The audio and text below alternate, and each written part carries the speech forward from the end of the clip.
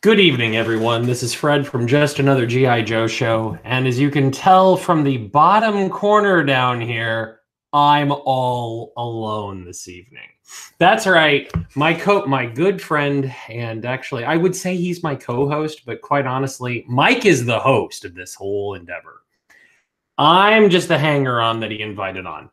My good compatriot, Mike Tinnell, is off for a well-deserved week of vacation this week. He is in Branson, Missouri.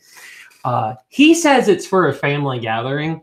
I think he's there for the National Strawberry Shortcake Convention. So, shh, Mike, we won't. I wasn't supposed to tell. Anyway, so really hoping this works tonight, because I started off doing this for the first time on my own.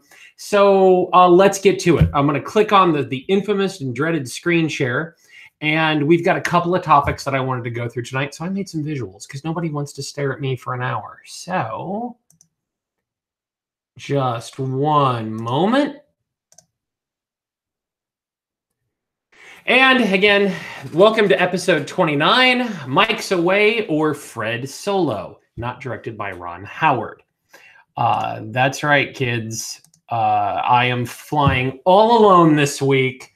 I did not have time to mock up a picture of myself in that poster, so there you go. A little bit of Han Solo Star Wars humor. It's been kind of an interesting week, interesting couple weeks for toy collectors, G.I. Joe fans in general. So we're going to start off with some more positive information, and then we'll go into some of the less happy things that have gone on in our overall community, in our fandom, and our toy collecting world. So the first big news we have is we have new pre-orders up from the G.I. Joe Collectors Club.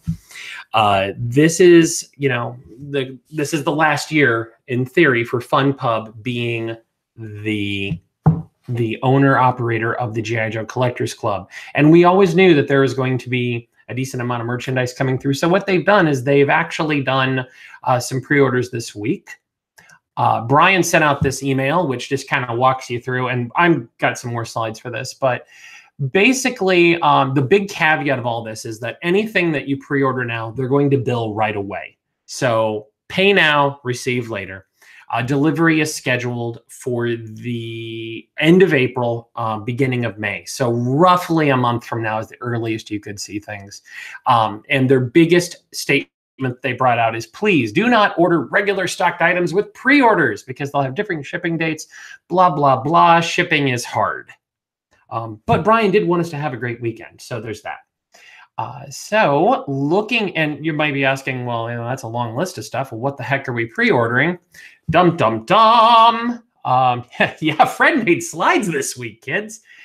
This is the biggie for a lot of 1/18th collectors. This is the Gatling. They're now referring to it as Gatling Gunner Rock and Roll. So this is the 2018 final year membership figure. That is going out to all members who were in good status, standing with the club at active membership as of last Friday.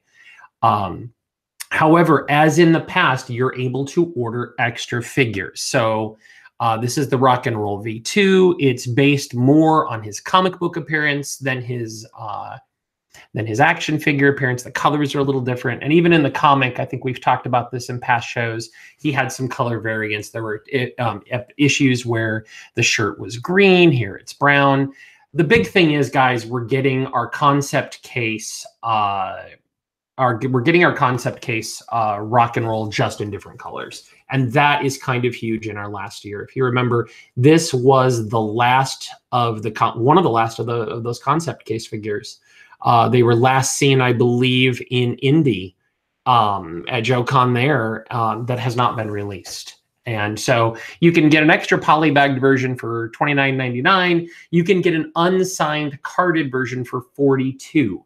Now, what that means is whenever you see this is, oh, hey, wait a minute, the carded version, they're mentioning unsigned. Could there be an extra guest for GIJoeCon? Typically, the club has taken the membership figures, carded them, had them available at GIJoeCon, and that usually the voice actor is there that time for autographs. So I don't know if they're just doing that as a disclaimer, letting us know, hey, You know, this isn't going to be signed, or if this is just saying that there will be carded ones available at the con, I have no idea. The big thing is again, these are limit 3 per membership. So if you subscribed to the club and you're already getting, and you were in good standing as of that deadline, you're already getting 1.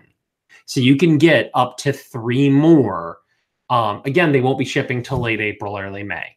This is the only one of the pre-orders that applies to 1/18. However, the next couple are kind of cool, so we're going to talk about them anyway.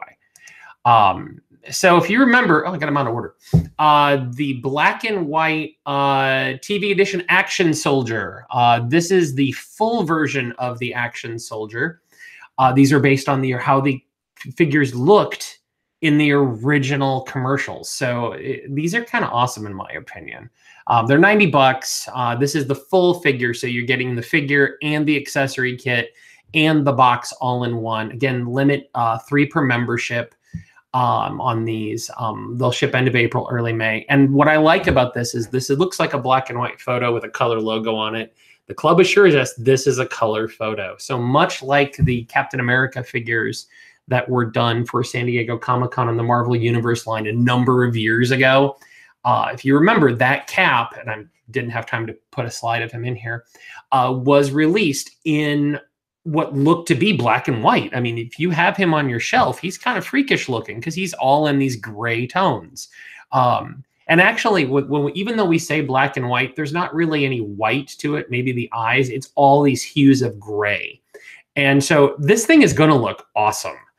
In my opinion. I'm not a 12-inch guy. I'm probably going to be picking one of these up because it's the last year of the con, and you know what? That's what credit cards are for.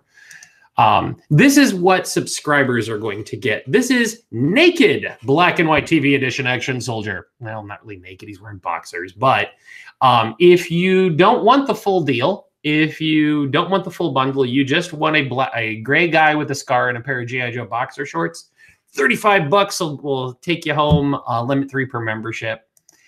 This is the accessory kit. So it's actually a better deal if you get the bundle. This just shows, again, this is just the box with the accessories. There's no figure with this. The previous slide had the naked guy in the boxers. This has all the gear. So the box, the boots, the bayonets, the dog lead, the helmet, the whole 9 yards. Again, all in these really cool grays. Figure not included.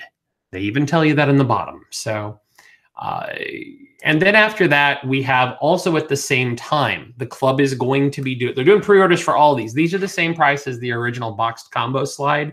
$90 will take you home, and you've got the Action Sailor, the Action Pilot, and the Action Marine. You'll get $90 a piece. You can get the deluxe versions with the boxes. Well, I actually kind of lied. If you notice the clipboard on the pilot's leg, there's a little white on that. And what I love about these is if you notice on the bottom of the package, so they show a screen cap of the old black and white commercials. And these are kind of cool to me. G.I. Joe, when it debuted, predominantly those were black and white. People in America didn't have color TVs. I don't even know I don't remember what year color TV kicked in. I know it was a big deal in '66 when live action Batman came onto the scene, simply because live action Batman had the little bumpers before it that said, Batman now in color. So this is kind of a cool thing for the club. I know I've talked about it on previous shows. I have my grandfather, I should say, they didn't have a lot of money when he was first married and raising my dad. And my grandfather was a farm kid. He was raised by German farmers, and so was my grandmother. She was a farm kid. And what that means is they were incredibly frugal people. So they threw away nothing, not quite hoarder level, but they kept things in case they could repurpose it. So in my grandparents' old basement, there is a 1950s era television cabinet, and those big wood cabinets that are like the size of a dresser, has the opening doors and everything on it. And what I really want to do is, my grandfather kept it. He took the guts of it out and saved the cabinet in case he wanted to repurpose it. Well, this would be awesome to set up a black and white display in there and put these guys in, and it would look like they're showing in an old TV. So that's kind of cool. But those are the pre-orders that just went up at the club store. And if you're asking, well, how do I get these magnificent items? Well, here's how to do it. If you're not already a member, I think you are going to have to probably, I don't know how that's going to work, because again, it's the club's final year. But for members, GIJoeclub.com/shop, and it's under featured products. See, these are my PowerPoint skills, and I still have one whole viewer left right now. That's good. Thanks for hanging on. So this is, again, a rundown of what the current pre-orders are from the club right now. We also got another bit of news this week from the G.I. Joe Collectors Club, and that is we got some information about the 2018 G.I. Joe Collectors Convention convention sets. And if you guys remember tuning into the show, we talked about this. We'd gone over all the previews of the figures. We talked them over with our good buddy John Russell was on the show. Rick was on the show. Mike was on the show as always. And then we even had Bobby Valla from Hasbro on there to kind of talk about these builds and everything. We walked you through most, I think at that point, actually within 2 shows, we walked through all of the figure sets. Well, those figure sets sold out by like the 3rd preview in. And that was kind of a big thing. It's like, oh, crap. You know, if you're not able to go, and the home fronts were gone, the bag sets were gone, the attending sets were gone. And even for people who still wanted to go to the show, it's kind of this whole, well, what am I going to do now? You know, is the club going to offer up previous year's sets instead as an alternative? So yeah, I'm going to the 2018 show, but I'm getting a Sky Patrol set, you know, from 2 years ago, or I'm getting a Battle Force 2000 versus 11 billion bats set from last year. Well, the club had sent out a little bit ago, they had sent out an email saying that, hey, you can get on a waiting list.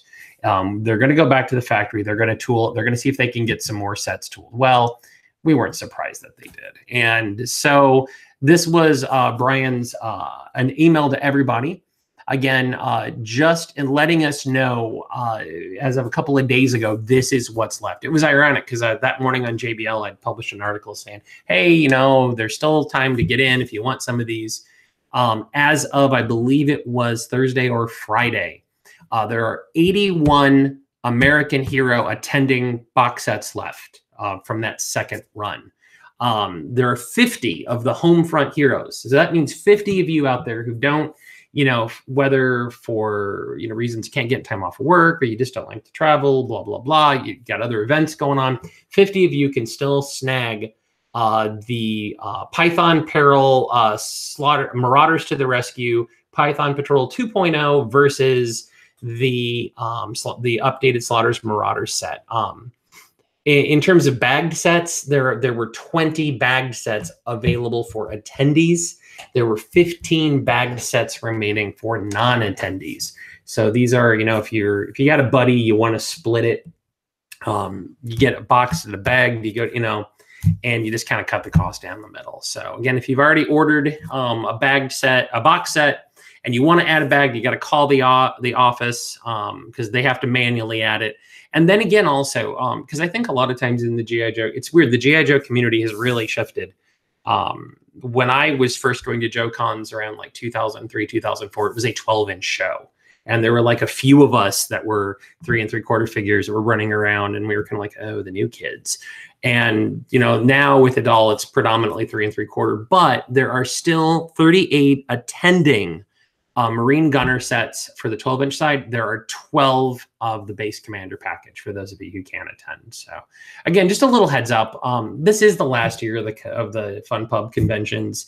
We all kind of knew that there was going to be a high demand. I don't think anyone was truly prepared for how fast the sets sold out this year. And again, I think the club, after the past 2 years of having extras left, I think they just produced them in smaller numbers, you know, initially. Now, do I have any stats to back that up? No. Do I have any inside information? No. The bugs in Fun Pub HQ stopped transmitting years ago.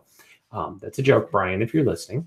And so, you know, anyway, for whatever reason, I mean, look, we all know the club's got to stop taking new orders by the end of this year. And I believe if it's like the Transformers Club, by the end of 2019, they have to stop selling stuff, period. So they don't want to get stuck with a lot of inventory. And so they probably underproduced. And then because of the demand, they increased it. So if you still want to get sets, there's still time. So seriously, guys, like this is, look, I know there's some people that are unhappy about Sergeant Smasher. He's not a bad figure, guys. It's, he's just not Sergeant Slaughter, and we knew that wasn't going to happen. So anyway, moving on. Man, I'm flying through these slides. Bum bum bum. IDW Publishing. So there's been, IDW Publishing is the official licensee for G.I. Joe and all Hasbro's titles currently. And that includes reprints of past issues. If you remember, even a couple years back, not only did IDW reprint the Marvel run, and they corrected something from a Devil's Due reprint of them, but they continued. So Devil's Due had done 5 volumes. They got us up through about issue 50, and then they stopped with the reprints. IDW came along, they reprinted the first 5, and then they went all the way to the end, plus the special missions, plus the yearbooks. And then they just kept going because they reprinted the Devil's Due run of comics. And then now they're doing trades of their own. Well, it's because Hasbro owns the comic. Hasbro owns the rights to their comics 100%. And whoever gets the current publisher for them can reprint the old stuff as well. So IDW is pretty much our source for Joe Comics. They were even doing those killer hardbacks that Mark Bellamo was doing the notes for, and they were putting everything in pure chronological order, regardless of if it was a special missions issue or if it was just a regular Larry Hama G.I. Joe Real American Hero. And so you have this awesome run of titles.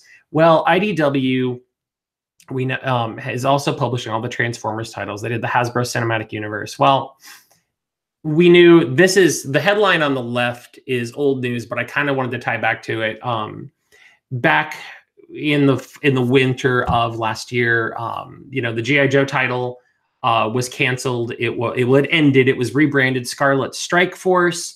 Aubrey Sitterson, the writer, was still going to continue, but he had a different artist with him, and it was going to be more of a Scarlet dominated run. And we all know this was around the time that the writer had run afoul of the fan community quite a bit with some remarks about 9/11, and just there was some communications that probably could have been handled a lot better on all sides.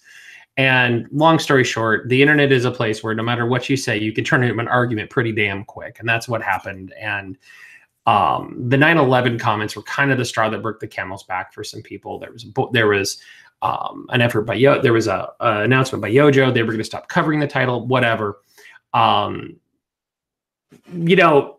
Pre-orders for Scarlet Strike Force, just for whatever reason, were not good. I don't think it wasn't really due to the GIJoe thing. I think that really kind of affected afterwards because of when pre-orders happened.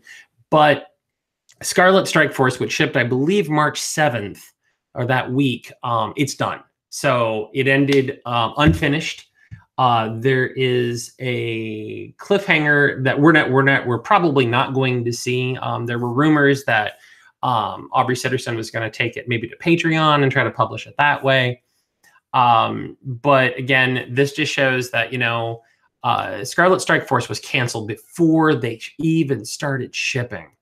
And so right now we don't have, we have one G.I. Joe title out there, and that's Hama's continuation of A Real American Hero. So March 7th, that week, was the last week of Scarlet Strike Force shipping. And March 7th was the same day that Chris Ryall, who is former chief creative officer and EIC, editor-in-chief at IDW, that was the day he stepped down. So this is a post from his Facebook that I captured. And then also one from his Twitter, his Facebook. He's basically he's been with IDW for 14 years. And I know a lot of people out there, including some artists who are well regarded in the fan community, are basically saying that, like, they got their start, because he took a chance on them. And so it's just kind of a big thing when someone that's a chief creative and an EIC of especially a smaller publication leaves. So we don't know what this means for IDW at this point. We probably won't. Right now, again, we've got one G.I. Joe comic printing. We had 2, and our G.I. Joe comic is not connected to this Hasbro comic universe that they tried to start. If my memory serves me correct, Transformers is the only one of Hasbro's brands that has any regular titles coming out of IDW right now. Mask is gone, ROM is gone, Micronauts is gone, I believe. Action Man is gone, and now G.I. Joe's tie into that. So the Hasbro comic universe is kind of pared pretty much down to cameos in Transformers books. Do I believe this is the end of new continuity comics at IDW? I don't know. I would kind of hope it isn't. I was a huge fan of Chuck Dixon's era in that first volume. I thought it was bloody brilliant. He played off of things that were familiar in the fandom, but put a lot of new twists on it. That was the era of Scarlet and Duke being exes, which I thought was kind of hilarious. But then she was also an ex of Snake Eyes, and I guess that's a lot of inbreeding on the team. But there was a lot of life to it. He brought in the mass device plot line. Helix debuted in that run. And it was just a pretty good book. We got this kind of Illuminati, ancient secret society take on Cobra. And it was just, I don't know. I liked it. The second volume, it was the overly drawn out Cobra invades that one small Asian country, burns up all the drug fields, blah, blah, blah. I don't even remember much of Frederick Van Lente's third book. And Karen Travis's last volume didn't feel anything like Joe to me. It really didn't. It was so pared down. And then we had Aubrey Sitterson who came in, and it was more of a Sunbow take. But anyway, the tweet on the right is the big thing. Then, there's a lot of speculation about why Rael left. Was it his choice? Was it not? The company said that he decided to leave. And that's pretty typical. It's kind of like when you're in a company and you get those emails, that go out that say, Fred Meyer is no longer with Just Another G.I. Joe show. We wish him well in his future endeavors. It's companies aren't going to tell you, hey. However, this was the next slide. This was sent to me by a friend not too long after. And again, it's one of those things where it's posted on 4chan. So you already kind of have to doubt question. I shouldn't say doubt, but question what you read. We live in this era where everybody's screaming fake news and blah, blah, blah. Just question your sources. So this is just a rumor that's going around, but this anonymous poster, which I love, put your name to it, man, has said that Hasbro actually ordered the firing of Rael. And they're saying that a lot of it comes out of when Sitterson was kind of butting heads with the community, that he's the one that okayed them letting Sitterson go to Bleeding Cool and promote the book. And especially after Hasbro was like, look, we just need to kind of bury this thing for a little bit. For whatever reason, this put a lot of tension between them. And honestly, if you remember when all of that went down, like the whole Sitterson thing, like IDW was really pretty quiet about it. I mean, they just said that, hey, that we don't endorse 100% of his remarks, but it's his opinion. And then it just kind of stopped. So apparently what this poster is saying, and this is what this rumor is that Hasbro kind of just said, okay, you know what, here's the deal. Enough is enough. Hasbro still does a tremendous amount of business, even with a lot of those titles being canceled with IDW. I mean, the Transformers comics are pretty big for them. They have other licenses. They have Ghostbusters. They have, I'm trying to remember what else, but really Transformers, they do so many Transformers titles. And whether this is real or not, this is what it is. So for whatever reason, I just kind of wanted to take a couple minutes and just address this. I've seen people talking about it, and I just kind of wanted to say that, to talk a little bit about what we know about this. Again, I personally don't have any ill will toward Aubrey Sitterson or Chris Rael. Look, do I think that Sitterson, do I agree with what he said? Absolutely not. Do I agree it's his right to say it? Yes. Do I think that he probably should have separated his personal channels and his author channels a little more? Probably. but I'm not in his position, so I can't speak any further. So anyway, that's kind of what we know about that at this time. Oh boy. So this is the big elephant in the room right now. It's been going on for the last couple of weeks that we knew Toys R Us was in trouble. And again, this is nothing new, so I'm going to kind of quickly recap. But you know, a couple weeks ago, it was announced that Toys R Us was possibly looking at bankruptcy, and they were going to shut down their UK operations. Were done. Toys R Us still had stores in the close to 800 stores in the U.S. However, there were supposed to be, I think, 125 of those originally slated to close. My local store was not one of them, thank God. And that, and then they still have the stores in Canada. So Toys R Us, it looked like they were going to pare down, but not, that they were going to be okay for a bit. And well, we all know that the announcement went out. It was not this week that ended with the week before that. Oh, I got ahead of myself. That the announcement went out that Toys R Us was going to end. They were going to cease operation, that it wasn't just 100 and some stores that were closing. It was that the entire chain was going away. And by the way, I apologize to anybody who's trying to send in comments. Again, I'm new to this and I'm doing screen share, so I don't really know if any of those are even getting through. So again, I'm not ignoring anyone. If you are commenting along and or even fact checking me on things, I really appreciate that. And I'll try to address them later. But so, Toys R Us gone.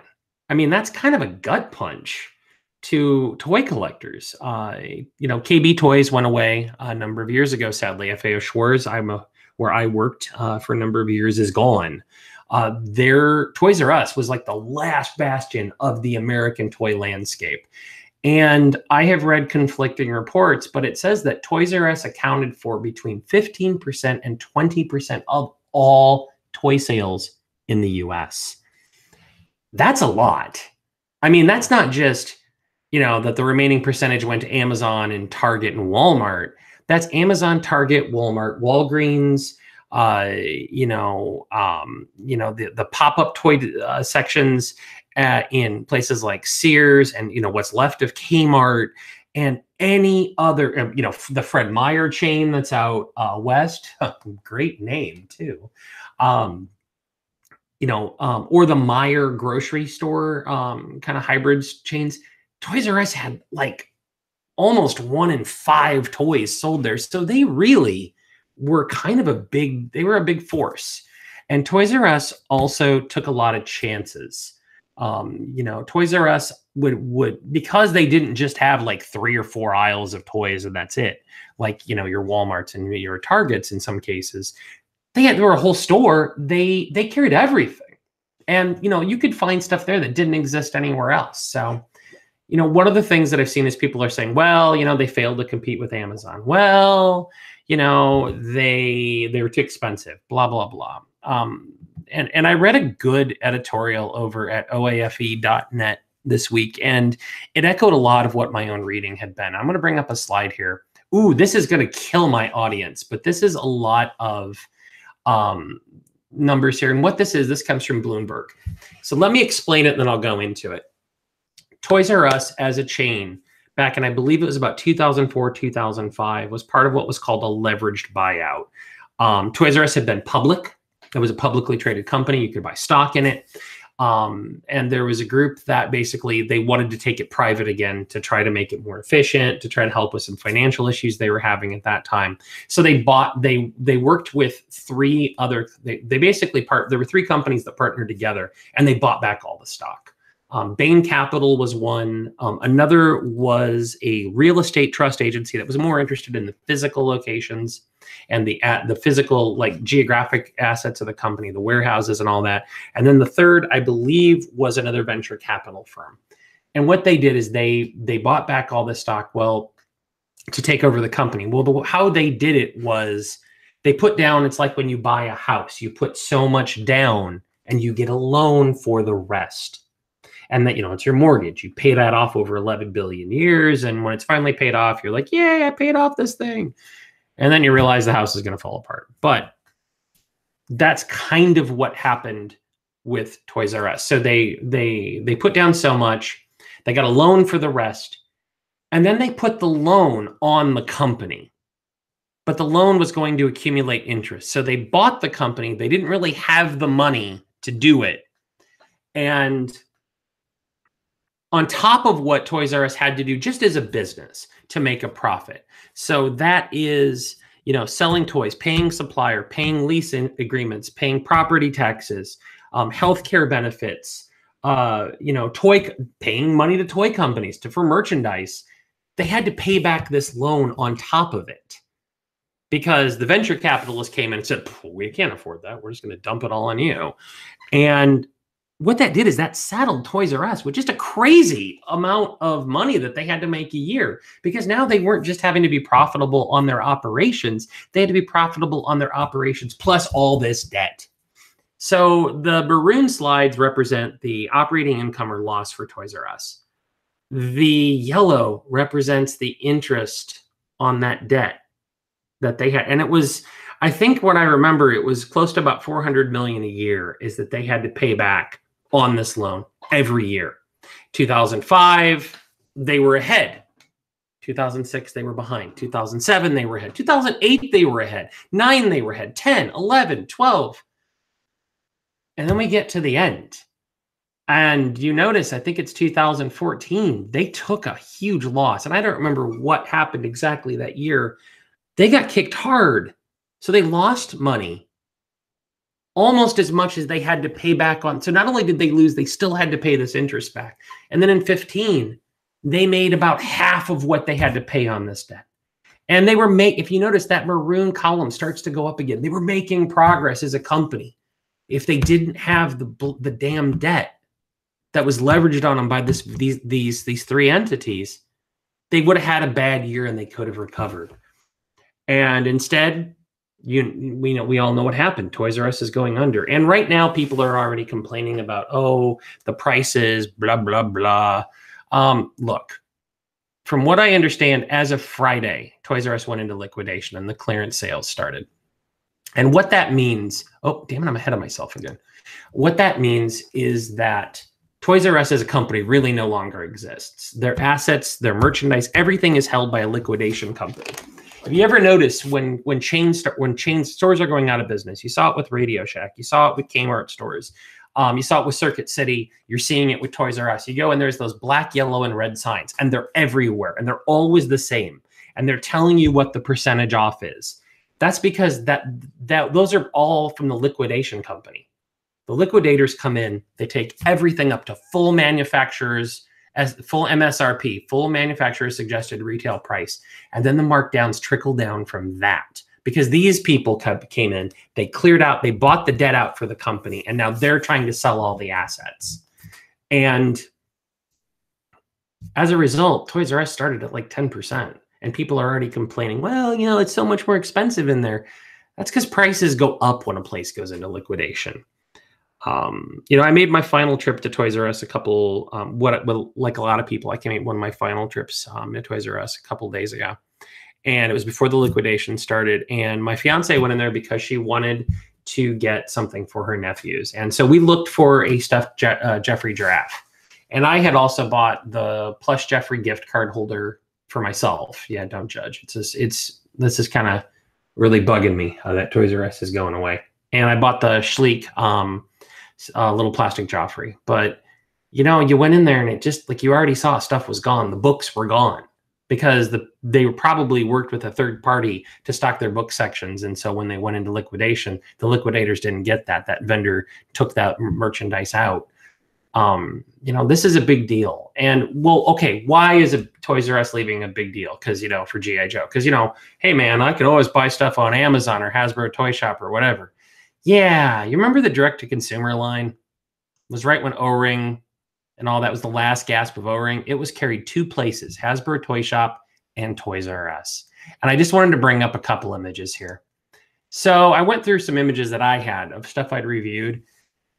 Every single one of these 6-packs was a Toys R Us exclusive. This was the end of the O-Ring era. It was Valor versus Venom and some DTC. And yes, you can say, well, you know, really, Fred, come on. These were not all winners. Yeah, but these were 6-packs of Joes for $20. And where were they? They weren't at Walmart, which, let's be honest, Walmart stocks stuff for like a wave and then forgets about it. You know, and they order for a wave, and then once it sells out, it's gone. And Target, they kind of stock the beginning of the line and then forget about it, and they put red stickers on it and they move on to the next thing. But Toys R Us really stuck with G.I. Joe. That Ring of Collectors image in the top center, that was a Toys R Us exclusive when I still worked with ringofcollectors.com from like what, 2002? 2003, 2004. And for a long time, it's hard to imagine, that was the cheapest way to get Cobra blue shirts if you were army building in the army building craze of the early 2000s. And next to it is one of the last ones they did, the Viper Pit, which was, you know, a great way to get Vipers, because let's be honest, you know, people were army building these like crazy at that time. The Anti-Venom Task Force, yeah, it was some repaints and the paints were kind of dodgy, but those were some solid figures in there. I liked Barricade. Mutt was awesome.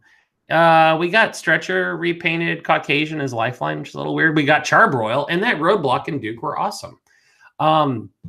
Bottom left, you know, yeah, the Cobra Imperial Processional was kind of a weird one. I'll give you that. But you got these funky Range Viper Battle Armor Cobra Commander hybrids in there. And then you got the Baroness, and you got what I like to call Las Vegas Cobra Commander, because if you ever read my review, I kind of make fun of his cape and that little dinky throne of his. We have the Cobra Strike Team, the Urban Division, which I think might be the first of the Valor versus Venom era 6-packs. And I mean, come on, you got Night Creepers and Alley Vipers and Flak Vipers, and, you know, and they were repainted. You know, in that one, you only had 3 troop builders, but look at it. And then next to it, you got the infantry division, the green shirt set. I mean, that was good stuff. The next slide here, I got here's a whole nother of them. The Crimson Guard Force. There were actually 2 versions of that set. One came with Tomax, one came with Zaymot. And okay, so I had to buy 2 sets to get both the twins. Twist my arm. I just got 4 Crimson Guards out of it. Oh no. The Heavy Assault Squad is kind of the weird one. That's the one, if you read the review at JBL, the file cards on the back make no damn sense. The characters in the package art don't even match what's on it. I pretty much only bought that set, well, because I was doing reviews, and that Roadblock was awesome. The Crimson Shadow Guard, you know, we just got these in the 50th anniversary line. Again, a Toys R Us exclusive. That's where they debuted the concept of Crimson Guard done as black. The Winter Operations set, which had a Battle Force 2000 repaint, which had Blizzard in there, and which had a cool translucent Mirage. The Desert Patrol Squad, and lastly, the Night Force set. I mean, all of these are 12. These are just some of what was exclusive. 12 sets that Toys R Us carried that nobody else did. And I know I'm kind of going on a rant here, but you know, as a toy collector, this is what we do. I mean, part of our week, our routine was, you know, you go out, you know, you go to work, you go home, you do stuff with your family, you go run errands, and those errands include a run through your local toy department. And for a lot of us, that included Toys R Us as a place, because we knew that, you know, G.I. Joe was there, and that we knew we could find G.I. Joe, and that there, in a lot of cases, there was stuff that wasn't anywhere else. And what makes me sad about that, not just for me as a collector, because look, a lot of people in our fandom tend to be like, oh, everything's for the collectors. And if you followed me for any amount of time, you know that I kind of really take umbrage with that. G.I. Joe is a kid's line. And it was a kid's line. It was a kid's line in the 60s. And that's how you got adult 12-inch collectors. It was a kid's line in the 70s. And again, that's how you got adult Adventure Team collectors. It was a kid's line in the 80s. And that's where I bet those of you that are watching this show were 80s and 90s were probably first introduced to G.I. Joe. These characters were from our childhood. They were designed for kids. And you know what? Toys R Us, by putting these 6-packs out at $20, made these so a parent could walk in and, that's not bad. A parent could buy this, drop 20 bucks, $4 a figure. Look at the accessories in these. Okay, yes, the Shadow Guard, they don't make any damn sense, but we'll move on past that. You still got accessories, you got figures, you got file cards, you got some stands, and it was a good purchase. And Walmart has the core, and Walmart's not taking a chance on G.I. Joe anymore. And Target is so politically correct at times that I doubt they're going to do much with a military-based toy line. And then, what's left for it? And that's a whole nother topic for another night. But I just kind of wanted to come in and say, I keep thinking about this image, this end of this commercial. Here's Joffrey and here's the kid. And, it really kind of speaks to me about how, I'm 44, I'm going to be 45 in a couple of days. And so wish me happy birthday. Kidding. But there are people my age that have children of various ages, including some that their kids are now in college. The friends my age were Toys R Us kids in the 80s. Their kids were Toys R Us kids growing up. And it's like, here is this place that's been around for as long as 3 generations that's gone now. And, if you read some of the articles, they're even saying as much as 15% of all toy sales are just going to go away. They're not going to shift to Walmart. They're not going to shift to Target. They're going to be gone because the brands that some of the things that Toys R Us carried, they're not going to be here anymore. And that's kind of a loss for all of us. I mean, they always say, there comes a point in your life when you have to grow up. And quite honestly, with this, I don't want to grow up. I mean, I kind of always will feel like I'll be a Toys R Us kid at heart. And, we went there for my fiance. She has 2 nephews. And one just turned 2 and one is 6 months. And we bought a Joffrey giraffe for each of them, or Jeffrey, I should say. And because they're not going to know what it was like to go into Toys R Us and to walk in and go, and realize here is an entire store just for you. It's just filled with things for you. If you haven't seen the video, Pixel Dan did a great video where he took his son into Toys R Us and he talks over it. He does a voiceover, but he just shows his son playing in Toys R Us and the unbridled joy that this kid has in there. And man, I'm going to be sad about that, that this is going to be really a thing of the past. So, and with that downer note, that's it. That's all I have to say about that tonight, guys. I really wanted to put Mike in here, and I just didn't have time. We had some stuff today, so let me stop my screen share here. That's pretty much the end of the show for this week. We're shorter than normal. I know sometimes we can get going on a rant, and all the panel icons are flipping around, and we're going through everything, but this is kind of where we are. Our landscape has changed. The G.I. Joe Collectors Club is going away. G.I. Joe comics are down to 1 title. Granted, it's Hama's. So yeah. Toys R Us is gone. And, it's been said the brand is going through changes, that there were not going to be more toys until the next entertainment version of this comes out. And I think the movie is slated for 2020. And I'm going to be honest. I don't think the next version is going to be a Real American Hero. I love a Real American Hero. I mean, I ate, slept, breathed, pooped a Real American Hero as a kid. And, but that was the 80s. A Real American Hero was an analogy, and it was a Cold War analogy for what was got. Cobra represented the Warsaw Pact and the Russians and the Chinese and everybody in the communist bloc. And, a Real American Hero was the 80s military. We were in an era that was very pro-military. And let's be honest, we live in an era that it's a different time. We have school shootings going on far too often. Well, any school shooting is too much, but guns are not something that parents look at and encourage their kids with. And I don't want to go on belabor this too much longer, but this is kind of my closing.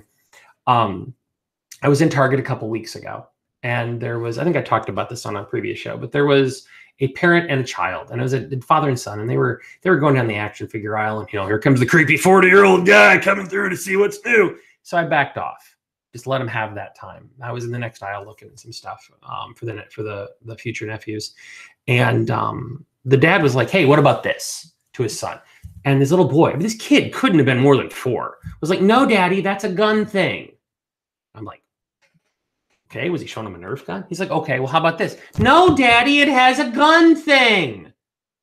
And I'm like, okay. So I kind of went to the end and I looked around a little bit. He was showing his son Marvel toys. And he had like Rocket Raccoon. Rocket Raccoon has a gun. Kid didn't want anything to do with it. Times have changed. And G.I. Joe as a soldier-based line, that's going to be a hard sell with a lot of parents anymore. I mean, back in those Fowler versus Venom era sets, one of my buddies had kids, and man, I lived to spoil those guys. And so I was, for his son, buying him G.I. Joe. I'd bring him G.I. Joe stuff. And this was like Sound Attack era and stuff, And I found out later, I was like, I never saw, or I'd see his son with just the figure, none of the gear, or not at all. And I asked him one time, and he says, my wife won't let him play with them because they have guns. That was 10 years ago, 10, 12 years ago. Now you look at this, and I think if G.I. Joe is coming back in 2020, it's going to be different. And, that's okay. G.I. Joe has evolved. It was a 12-inch soldier baseline. Then it became, when Vietnam came up, and, the military was not something people wanted their kids playing with. We got the awesome adventure team. We got Johnny Quest era guys, trotting the globe, doing everything. And, finding Yetis and, digging up mummies and all this. And maybe that's the next iteration of Joe, that it would be something that's relevant to kids today. I don't know. Anyway, that's Fred's closing thoughts for this week. For a quick 45, almost 50 minutes.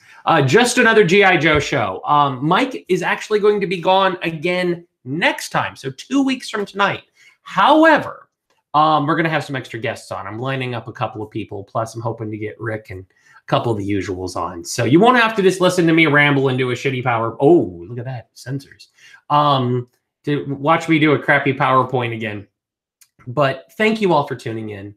Thank you guys for sticking with the show for 29 episodes so far on a bi-weekly basis and putting up with the ramblings of usually 2, this time just one bearded guy talking about our favorite little plastic men. So that's it. In the meantime, keep your eyes peeled to the Just Another G.I. Joe Facebook page if you don't already. Mike is like a madman posting content on there. Keep an eye over at JBL on JoeBattleLines.com or Joe Battlelines on Facebook. If you just want to, we do discussion topics and news and things. And yes, I will finally get caught up on my FSS backlog, really. So that's it, guys. That was our show for tonight. Thank you for tuning in. Thanks for sticking with us. And hopefully I'll get a chance to see some of you at GIJoeCon. That's it. So as they say in the cartoons, and now you know, Yo Joe.